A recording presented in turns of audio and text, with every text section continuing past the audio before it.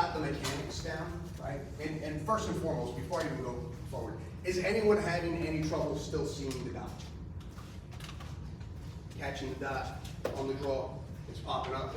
It's just taking a little longer than I anticipated, but. Okay, so talk to me, what's going on?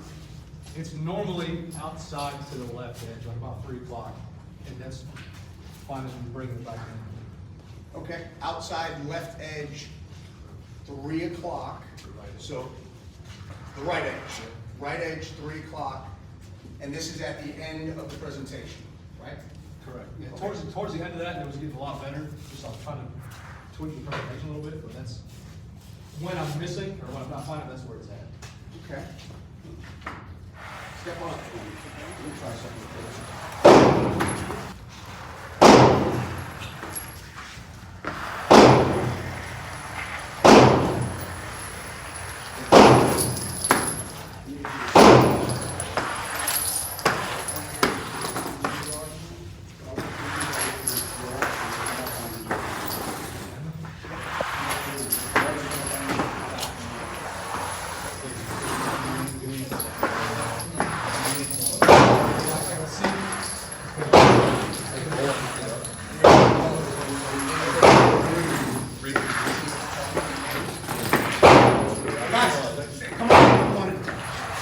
A really good diagnostic.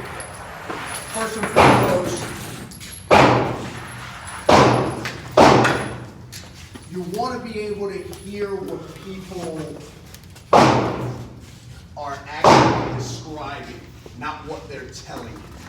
Because his perception could be completely different than what's actually going on, right? He said that he wasn't catching the dot initially on presentation as a right-handed shooter. It's coming off to the right side of the window, right? Around 3 o'clock. Not what you normally hear, which is what? 90% of the time when somebody's not getting the dot immediately, it's coming from where? From the top of the window, okay? So this is not a pinky pressure grip management thing. He's pinky pressuring and grip managing because it's literally coming in line with the optic, but for some reason it's off to one side. So what we did was, we went ahead and occluded the dot. We occluded the dot to see if he's doing what? Closing an eye. Or what's that's the symptom, right? What's the root cause of closing the eye? He's trying to look at the dot the same way we would look at a front sight. That's where you get people where they present a dot-sighted gun and they do this. They're still using that as an iron-sighted gun, which is where we get, hey, these things are slow, I can't see it, it's not in the window when I present, because they're literally looking for the actual dot itself. How do we go about diagnosing, and really the diagnosis itself is in what you as the instructor are perceiving, hey, I think this is what the issue is. But how do we definitively diagnose it? The way we definitively diagnose it is we bring them up close to a target.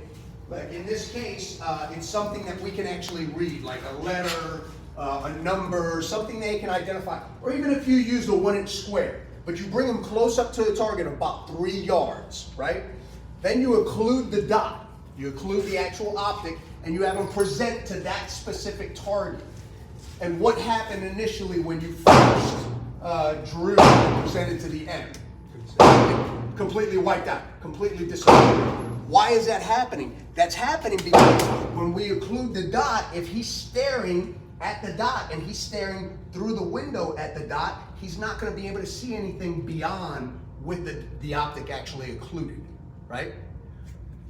Now that we know that, we just keep the tape on there. You keep the tape on there because what that does is 2 things. First, it forces him as the shooter, as the one behind the actual optic, to keep both eyes open and try to get the information with the non-dominant eye on the actual target itself. What happened when you made the visual adjustment? The M popped up. You're like, hey, I didn't see it initially, but now I'm seeing it, right? That's exactly what we want. We want to go ahead and start training that brain to say, hey man, it's okay. You don't have to look at this thing like a front sight. you can look directly at the target and just superimpose the dot behind or in front of your dominant eye. Right? So let's go back to draw to one shot. No, this is to the A zone, exactly what we were doing before. Okay? It's just on you, everybody's watching, no pressure. Everybody's watching. Are you ready? Stand by.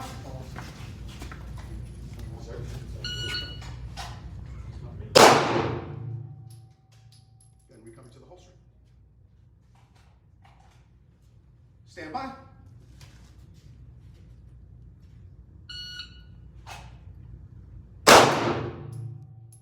Then recover to the holster. Stand by.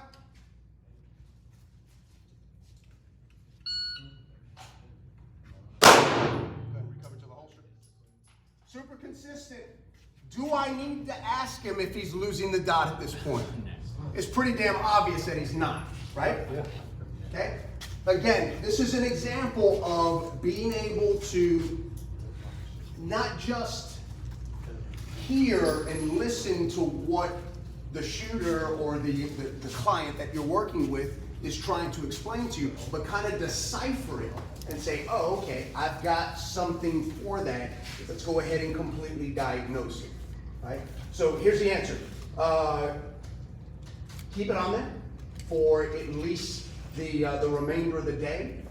Tomorrow, we'll go ahead and peel it off, see how things are looking. If you need to slap it back on because you start seeing that same issue popping up, we'll slap it back on, no big deal. Now, when it comes to occluding the dot, here's my take on this. Fantastic, fantastic training tool. Not something that I would recommend keeping on a duty gun. Not something I would recommend keeping on a concealed carry gun for the purpose of personal protection. Why? You're literally restricting your vision, right? But for training purposes, it's a fantastic training aid. I actually use this in competition. Why? I shoot with an SRO on my gun, and that window is so big and so wide that on a sunny day with the sun going directly towards your shooting position, it can actually hit the emitter. The sun will hit the emitter and it will bring up ghost dots on your window. And it's super, super confusing, super distracting, if you will. So by occluding that dot, it keeps that sun from being able to hit the emitter and cause all those issues. So that's another tool that will be very useful. But again, duty gun, no go. Yes, sir.